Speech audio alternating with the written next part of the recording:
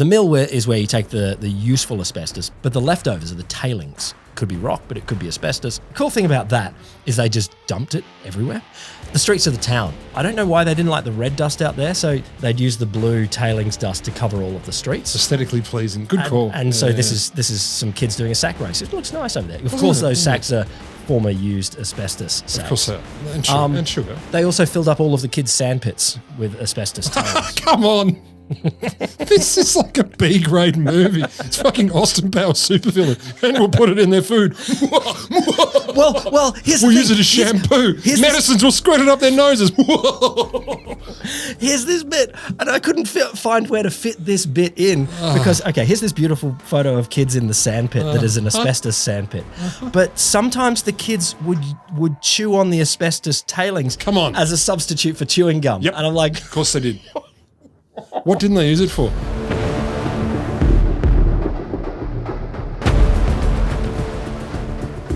So this one started for me with a photo.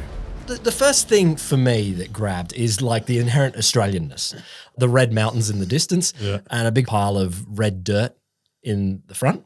And dudes in their business clothes with the business shorts. No, that's it. That's the Australianness as well. It's like, you know, there's 10 men in there if you count them up, but they all look like my dad absolutely wore that outfit for every day of everything. It was the every summer thing down short shorts, long socks, and business shoes. It'd be a business shoe, no matter where you are, some sort of business shoe, and short sleeve button up. It's that Australia where there's no yakka hard enough, no tan deep enough, no hard earned thirst that couldn't be quenched.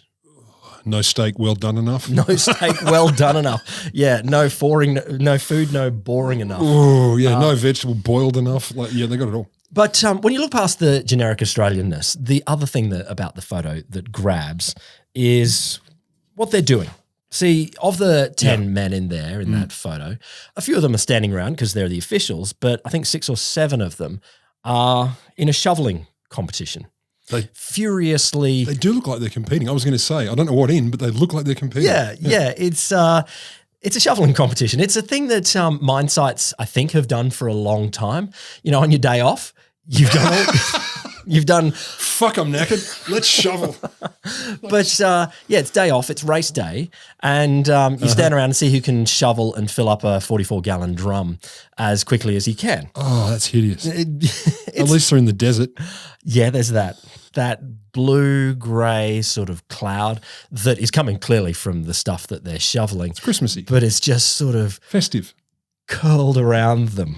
Which is fine. At least they're wearing all the safe... No. I know one of them's wearing long pants. That's safety gear, right?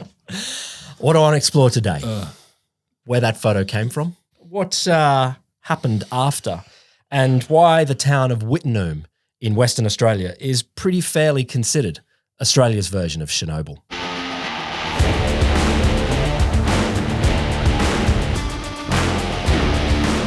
Welcome to The Wholesome Show. The podcast that would challenge anyone to a science shoveling contest. Let's do it now. Anyone. Science shoveling. Anyone wants to have a go? We'll fill the whole of science first. I'm Will Grant. I'm the shoveler Rod Lamberts. The shoveler. Yeah, why not? So for people joining just here, this is actually a part of a series that I'm doing on asbestos. Last episode, I told you the miracle that is asbestos. And yes, it actually was. It's a radical substance that is like nothing else and can do things that nothing else could. And I said I was going to tell you how long we've known it's dangerous and all of that. But before I get to that, I just want to tell one particular story just to get a feel for how much of a monster this thing is. It's going to be longer than I'm comfortable with. That much I can smell. When he was just 10 years old. Fred Asbestos. No. Well, he did have Fred in his name. The young Langley Frederick George Hancock. Oh, goody. Lang Hancock, for those in the know, was out trapping dingoes on his father's vast Country. cattle station. Yeah. Mulga Downs is the name of the station. And station is an Australian word in this sense that means State. small country or even medium-sized country owned by one person where you can raise cattle or do stuff. Well, like what? We're in the ACT, Australian Capital Territory, and I think there are stations in the middle of Australia that are bigger than our easily. territory. Easily. There are stations that are bigger than certainly US states. And look, this was one of the big ones up there. So this is in far northwestern Western Australia, the Pilbara. Pilbara, mate. Yeah, Pilbara. Pilbara. Up there, top left, if you're looking at it on a map.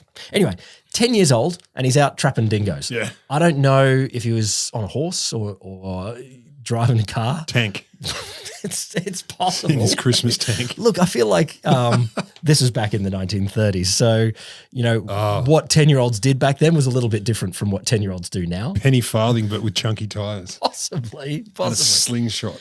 Anyway, he'd gone about 20 Ks from the station up into a series of little foothills, little gorges coming down off the foothills. Gorgeous. Yeah, about 20 Ks away. And he saw, as Australian Women's Weekly described later, an unusual dark blue rock in Wittenoom Gorge.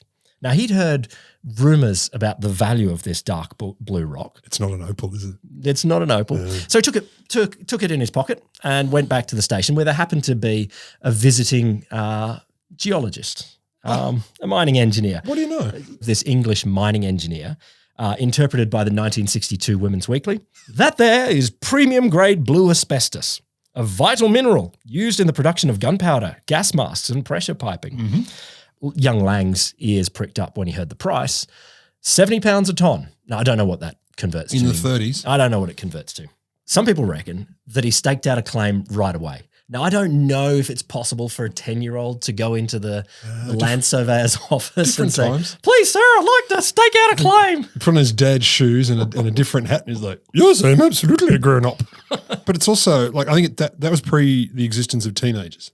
Yeah, teenagers were definitely invented by baby boomers. So you're a child or you're a grown-up. So he might have been cuspy. Yeah, maybe. Yeah, he was in his dingo killing phase, so I don't know if that was child work or grown-up work at the time. Spans all generations. Brings a family together. Possibly. He staked out a claim. Now, it took him a little while to start mining. He didn't actually start mining as a 10-year-old. Lazy. But he started mining when he was about 25, so in 1937. And this kicked off what's called a little asbestos mining boom in the local area. So there was another mine nearby that was doing it as well, and Lang's got his mine. Yeah. They began surface mining, which, as it sounds, picking up rocks. That's what I thought. I'm a miner. No, you're not. You're picking up rocks. You're fossicking. I was okay. There is different types of surface mining. He was picking up rocks. Yeah. Well, that's expensive fossicking. Good for him. He employed a team of local Indigenous Banyama people. At premium rates, no doubt. Look, it was pretty ad hoc. I think Lang, young, middle-aged Lang, was making more money from bringing in food and supplies and alcohol and things like that on the donkeys in the in-trip than he was from selling asbestos on the out-trip, or at least it was balanced. Traditional mining set up in early days. Totally. But something changed. World War II. Suddenly, the Australian government said, you know what, we've had all of our supply routes cut off by the war.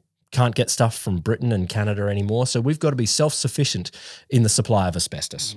I don't know why they chose asbestos. For reasons. It's waterproof. It shoots pistols. It looks after your children. It did everything back then, right? It did everything. The perfect mineral. The ad hoc surface mining that Lang was doing came to the attention of the sugar refining company, CSR, Colonial Sugar Refining. Is that what that stands for? Yeah. Oh, my. So CSR is an existing Australian company. You can buy sugar from them. You can also buy building parts from them. I've only used their products for many years, and I never knew the C was for Colonial. They had a big sugar refining business, and at some point they got into building parts as well. And they were like, "Yep, building parts. That's the future. Once you know sugar, then building parts. Make a house out of it."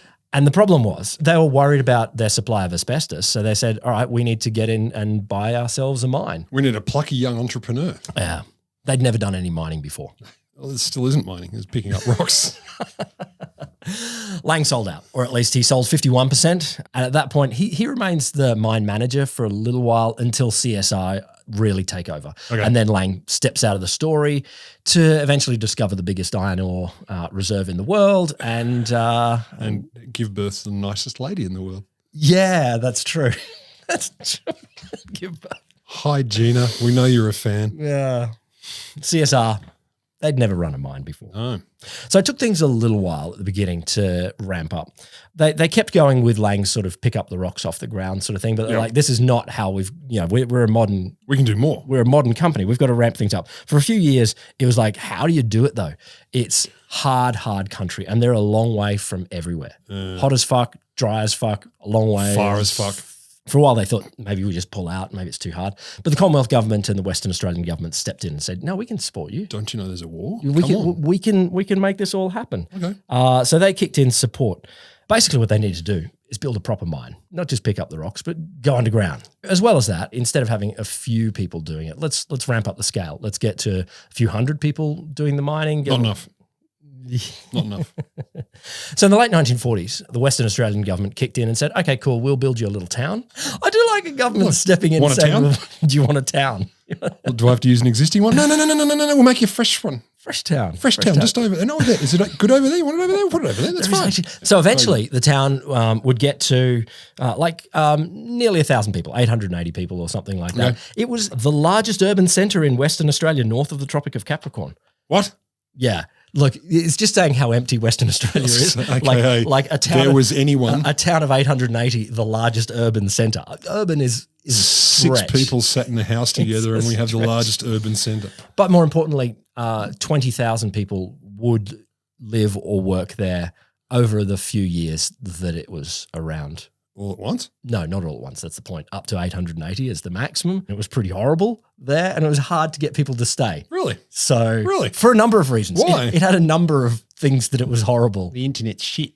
What was that? I can't plug in my Tesla. The government said, all right, we'll step in. We'll build you a few hundred houses. We could build you a post office, a hospital, a police station, a state school. It's an Australian town. How many pubs? I think there was multiple pubs. Oh, fuck yeah, there would have been. The company said, all right, well, you build that bit. We'll build the nice stuff. We'll build hotel, general store, butcher, baker, library, cafe, employees amenities building, Milliner. cinema, tennis courts. Haberdasher. They made a whole town there because they wanted people to come. And they hung a banner over the entrance to the mine site. This is actually a town. You'll love it here. Let us strive to make it a happier place to work. Please help us. Don't whinge. It's bad already. Okay. So how did the mining work? So previously you're just picking rocks up off the ground, but no, this time they went, okay, let's go underground. There were these veins of asbestos running into the gorge. It's just impossible to hear that normally. No. Yeah. Picking up asbestos off the ground, veins of asbestos in the gorge. This was the blue asbestos. For those playing at home, it's crocodilite, or the worst. The worst of the asbestos types. Worstelite. And so what they do, they'd crawl into these little tunnels, and for some reason they made the tunnels no standing height. Like it was crawling height only. You're not a real miner if you don't have claustrophobia. Yeah, exactly. And apparently their knees would just get ripped up.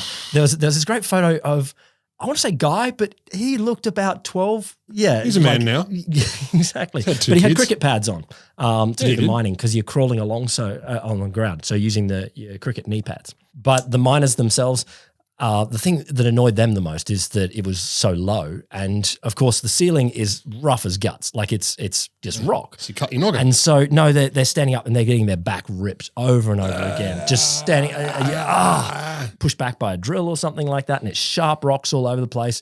And it'd just be horrible. They're not wearing shirts or any safety. Of course not. Gets in the way. And they're all getting cut up all the time and just getting recut across their back. It'd be nice and cool at least. No, it's like 55 outside and 17 inside. So anyway, big drills, drilling holes in the wall, fill them full of dynamite. Yep. And then when you've done all of that, you would end of your shift. So everyone clears out. You explode the dynamite. Next shift comes in and clears out all of the asbestos you got out of there, and then drill some more holes. It's not like on my list of backup careers.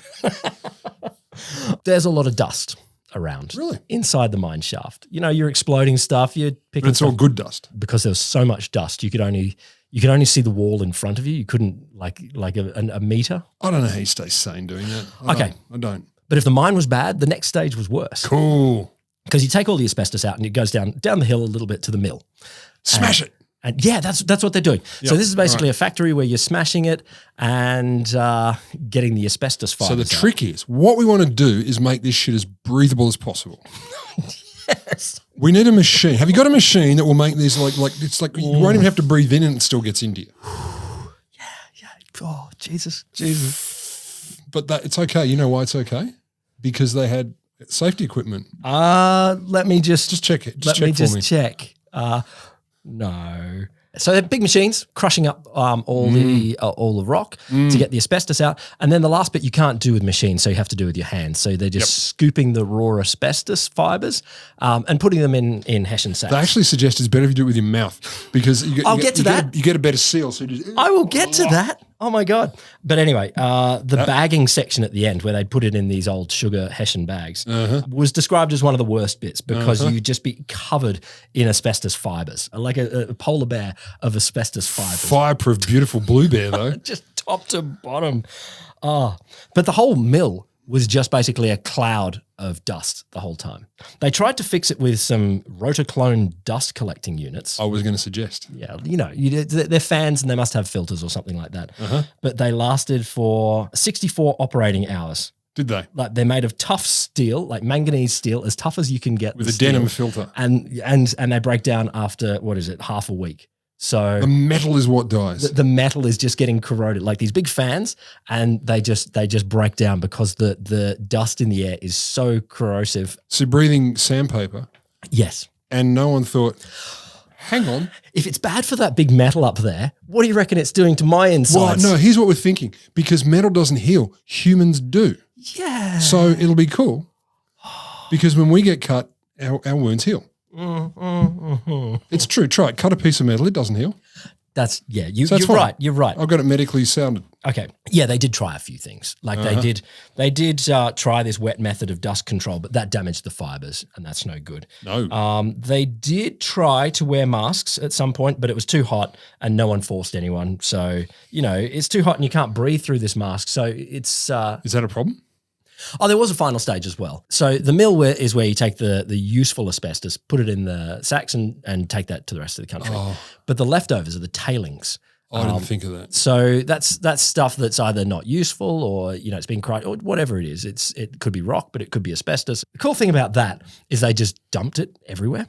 The streets of the town. I don't know why they didn't like the red dust out there. So there's this nice photo here. Red's beautiful. They'd use the blue tailings dust to cover all of the streets. Aesthetically pleasing. Good call. And so this is some kids doing a sack race. It looks nice over there. Of course, those sacks are former used asbestos sacks. Of course they are.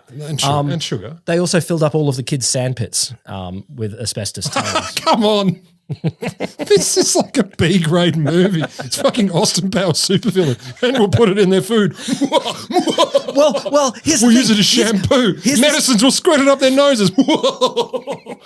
Here's this bit, and I couldn't find where to fit this bit in because here's this beautiful photo of kids in the sandpit that is an asbestos sandpit. But sometimes the kids would chew on the asbestos tailings. Come on. As a substitute for chewing gum. Yep. And I'm like, of course they did. What didn't they use it for? It corrodes magnesium, tungsten, aluminium, cyanide fans. Better get the kids to chew it. Do you know? Fuck me. How does your brain work where you go, poorly? Yeah, it's fine. It's fine. I know you've hit on it. The problem was they were all asbestified in the brain holes. So the dust was everywhere.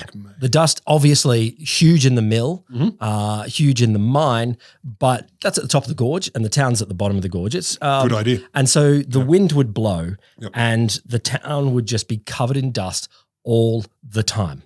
So the Royal Flying Doctors, they used to go straight over the top. We're not landing here. But they would go, you can spot it from 100 k's away because there's the dust plume. There's the dust. They'd know where the town was because there's this blue dust plume just covering, and they could just see it. Flying at a distance, and they go, "Oh yeah, there's Wittenoom. That's what we're heading for." So turn left. Oh my God, mines inspectors came over the years, and they would describe it as a menace, terrific in a bad way. Yeah, in the old school version. A disgrace. A lot of times, this is in the town as well as the mill was another. Like it was just, but the town itself would still get above the peak of the measurement scales. Like they had whatever scale of dustometer and it got to 1,000 and they're like, oh, it's 1,000. What should it be? 10? No, what should it be? It's asbestos dust. None? As kind of foreshadowed here, this wasn't good. So there are basically two diseases that asbestos causes. Bad and worse. Yes. The first is asbestosis. Oh, that's the better one? Yeah, that's the better one. Are you serious? That's the better one. It's named for asbestos, Is you it? can probably guess. Okay. Chronic scarring of the lungs. So basically what you're getting particles of asbestos irritating inside your lungs so that you're getting like just scarring, just rehealing and not healing properly. Symptoms include shortness of breath, coughing, wheezing, chest tightness. Shocking. If the doctor is listening, it sounds like your chest is crackling. Increased scarring, blood flow becomes restricted and it requires the heart to pump harder. Oh, cool. Progressive deteroration in lung capacity, even after mild physical exertion. You get the sort of normal things where you can't breathe as well. You get sort of the clubbing of the fingers and your skin turns a bit blue. Eventually, the victim becomes incapacitated, needing oxygen to breathe, prone to other infections. So death usually comes from something like heart failure or something like that because you can't really breathe. Hideous lingering death with lots of side effects. Hideous lingering can take 10 to 40 years and definitely can be fatal. It's one of those things that can be potentially slightly milder forms. But anyway, in 2015, this is just to get some numbers, there were 157,000 cases for 3,600 deaths. So that's your death rate for asbestosis. So that's the sort of rate. So it is detectable as a problem that people manage to live with, and not necessarily super incapacitating. Definitely a lot of times it is. Definitely can get worse. But so, by live you mean survive through? Yeah, totally. Okay. So disease 2. Oh yeah. The worst one, mesothelioma. Oh, I have heard of that. I didn't realize that was asbestosy. Is it only asbestos related?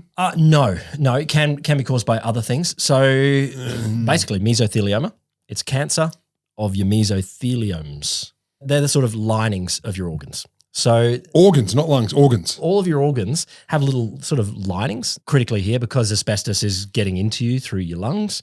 It's the thin layer wrapped around your lung. So here's a case report of one of the first cases of mesothelioma shown to be caused by asbestos. I'm going to need to sit down. At the time of his death, the case was thought to have been tuberculous pleurisy. He had not responded to chemotherapy. He had developed a pleural effusion, and attempts at aspiration were not successful because of the sticky nature of the fluid. We can't get it out because it won't budge. It was thought that he developed an epiyema. Is that like the song, The Girl from Epiyema? It's a collection of pus in the body. Like they thought, it's something like that, American Dread. But that was thought to be the cause of death.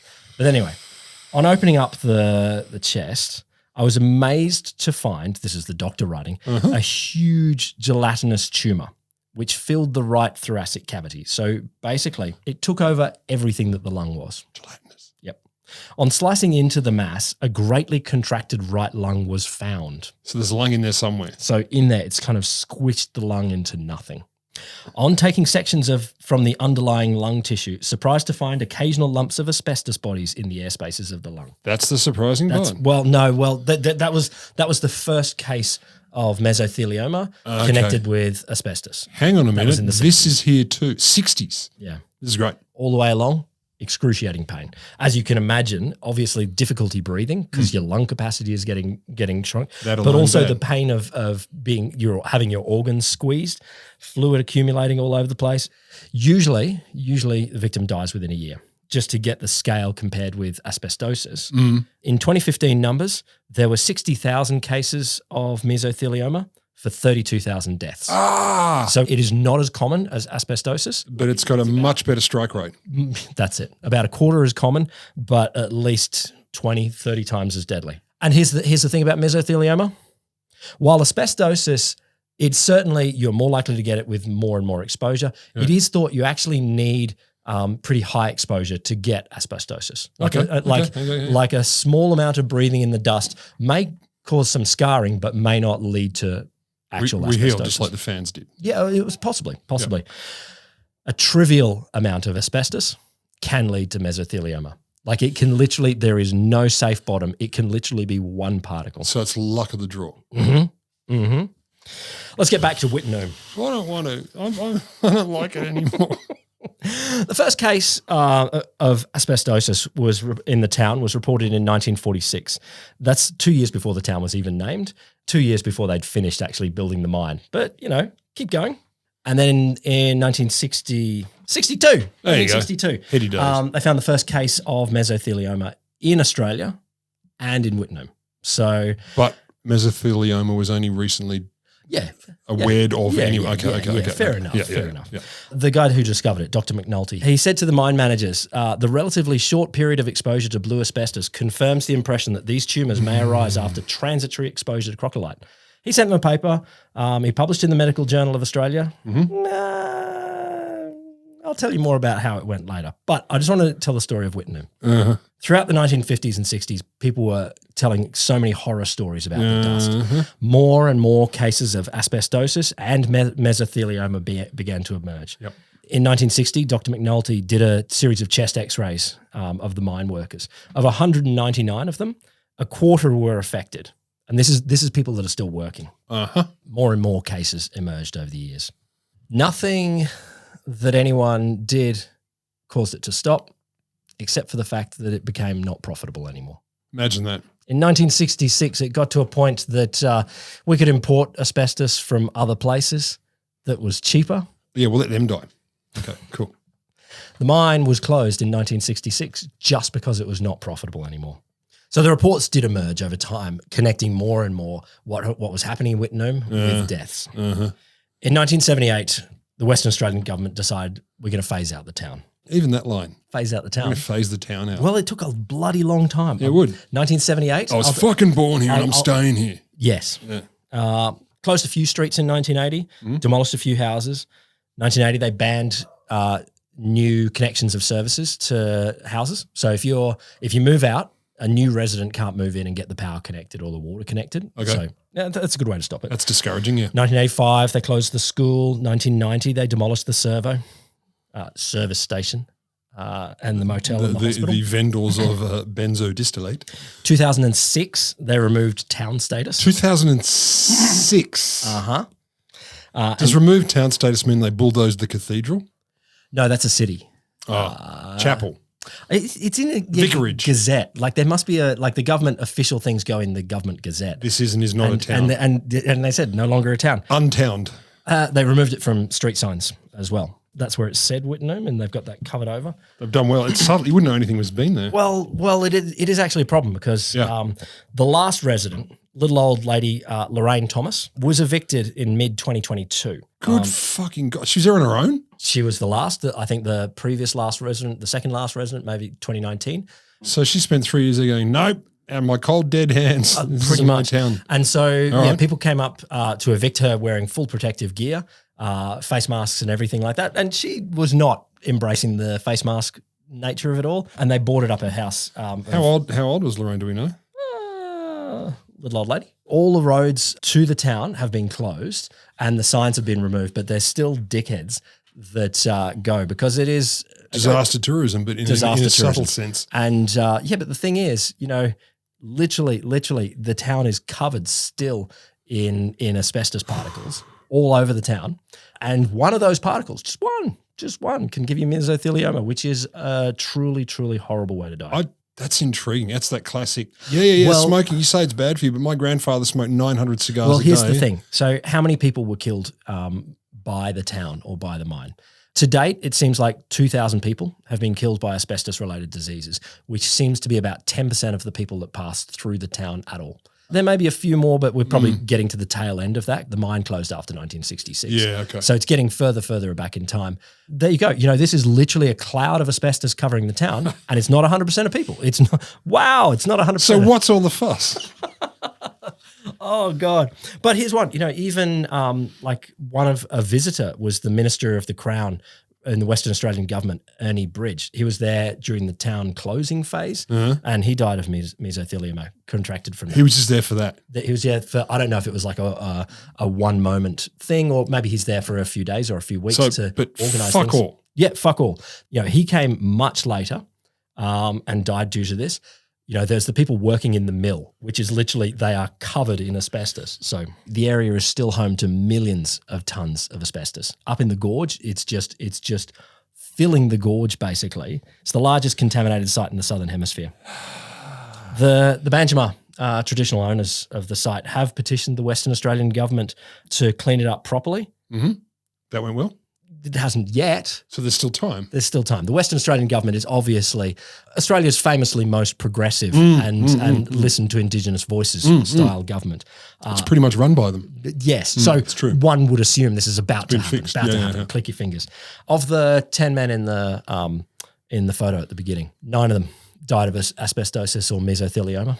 Just the winner, Arthur Della Maddalena, he didn't. He lived to the age of 74. Although he did sue CSR, the company, successfully for psychiatric injury based on his fear of dying of an asbestos-related disease, which you can imagine. And the payout, lifetime supply of sugar. Asbestos-related diseases cause approximately 4,000 deaths every year in Australia, with one person dying every 12 hours from mesothelioma. I'll tell you more. How long the companies knew and how much they did to cover it all up.